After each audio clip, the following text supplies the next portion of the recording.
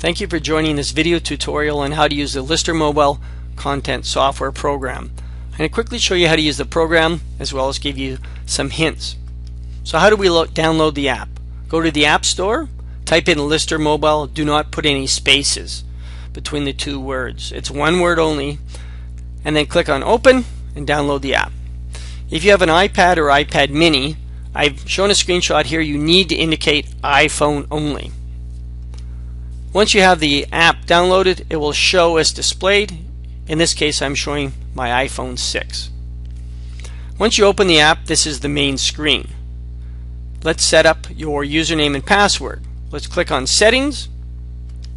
On the Settings screen, click on Account, and then on the Account screen, enter in your account ID, which is your username, and then enter in your password and click Login. Please go slowly to ensure accuracy. Once you click Log On, you're going to get a successful result as indicated here. If you get an error, go back, check your username and password. If you're still getting an error, likely then somebody has given you an incorrect username and password. Contact your system administrator and get accurate information. So once again, I'm showing you here a good result with green. To start my first listing, I would click Home, and again it's taking me back to the main screen. When you want to do new listing, simply click New Listing. Below that we see All Listings. Click this button and we'll see all the listings on your app. The feature below that, Most Recent Listings, I like. If you're out on site and you leave for lunch or another meeting, and if you return, this helps you to navigate and find the claim you were working on most recently to get going again quickly. Once you click the new listing, you're going to get the Details tab. Briefly, I'm going to spend a quick moment here. If you use Harman Solutions Group Content Pricing Service, we'll spend some time here.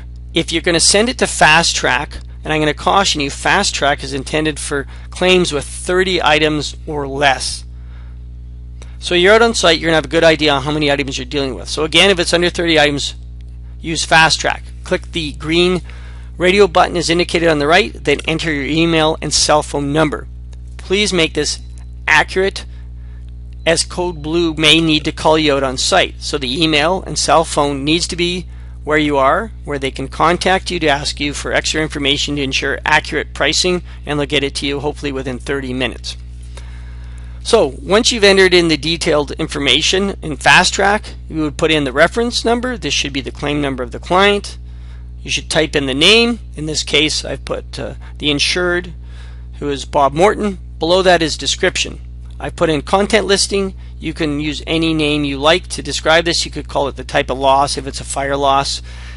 Data loss is next. So once we've indicated that general information here, it's time to start the listing. You would click on the Items Detail tab on the lower right hand side. This is going to take you into the first item.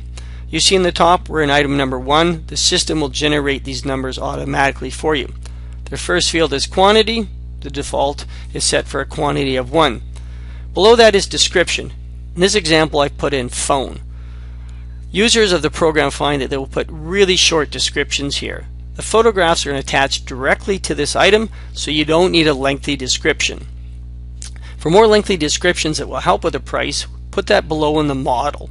This will help you greatly with electronics or things like washers and dryers and other appliances. Below that we see the price. The price is left open. You put in the price that the insured told you they paid. Perhaps you're negotiating a price on site with the insured, or you can leave that blank. The EXT is for the extended price. So if I put in a quantity of 24 and a price of 10, it's going to show $240. Next field is age. I put 1 for 1 year here. You can put decimals in here. If it's a year and a half, you would put 1.5. Again, this would be the age of the item. Next, we see a tag and box number. Adjusters don't need to worry about this. This is for restoration contractors. Next, you would enter in the location. This field is blank. You can type in office. In this example, if it's the master bedroom, put in the master bedroom. We recommend to people stick with the name of the room that the property owner typically calls it. If it's Martha's room, we recommend calling it Marcia's room. Next is status. As adjusters, when you type in there, you'll see there are pre-selected statuses. Typically, we're going to always be dealing with non-repairable. The last field on this screen is photographs. In this example, it's 0, showing I haven't taken any photographs. So let's quickly deal with photographs. To take a photograph, I click on the camera icon on the upper right hand side. This is going to open up the camera on your app. You note here we say take at least 2 pictures. More is better. As we all know, a picture's worth 1,000 words. Do not take few pictures. Take lots and let the pictures tell the story on the item. The first picture should always show the whole item and try to show it where it is in the room. This will really help you later on. And this also goes to our report and goes as the thumbnail. The next picture, move in closer. In this example, it's a phone, so I'm showing the make and model of it. We should always do this. Flip over on the back of an item, you might find a price tag. So let's search, look for that serial number or model, and find it. So where do the photographs go? They go up to the web. When we look at the bottom here where I've circled in red, we see there's 2 photographs. That shows me that 2 photographs are attached to this particular item. Again, we're still dealing with the telephone. When you're ready to add the next item, you can add it from a number of places. I've shown you 2 separate screenshots. If you see the plus icon in the upper right hand side, that's where you would click and you can get into your next item. So you can also report from this device directly out on site. From the item screen on the lower left, you would click the Details tab. This is then going to open up the Details screen. Where you see it says CSV Export Items, where I've circled that stands for Comma Separated Value. Basically, it's going to export it into Excel. We would click on that, and then in here we're going to put in the email address of the recipient. And then you see at the bottom, the last red arrow I put, that's your Excel report. There's where it is. So again, type in the accurate email. You can send it to the insured or the adjuster, and then click Send, and that report's going to go. The photographs will not go. This is great because you can send it from the field to the property owner, and they really appreciate receiving the listing. So some hints and lessons we've learned. Set up a workstation, work in one direction. You really need to follow a routine, that way you will not miss any items. Get a flat surface. I put examples here, table or bed. Put the items on the bed. Remember, don't just take one picture, take a number and return the item, move around till you get to your starting point.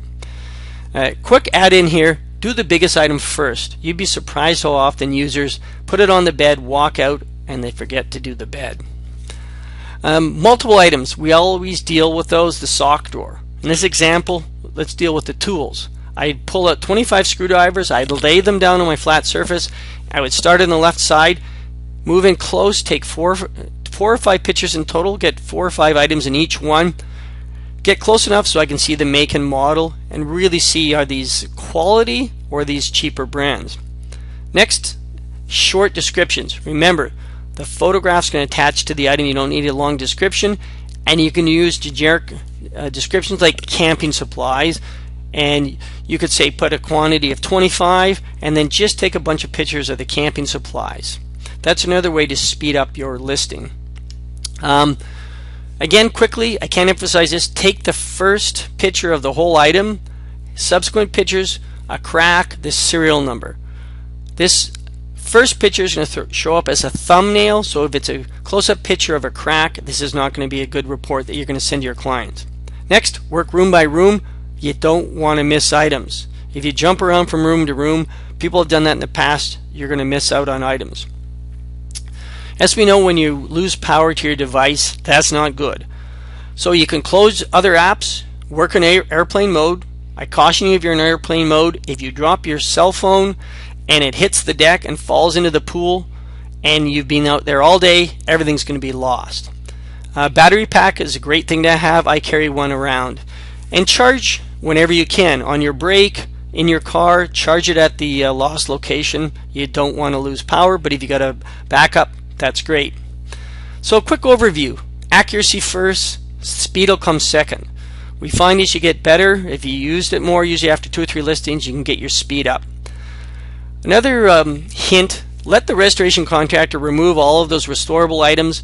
Then when you are on site, you only have to deal with those items that aren't going to be restored. You'll be much quicker. If you have any questions, send us an email or give us a phone call. We're happy to talk to you. And that completes this video tutorial on the mobile lister software program.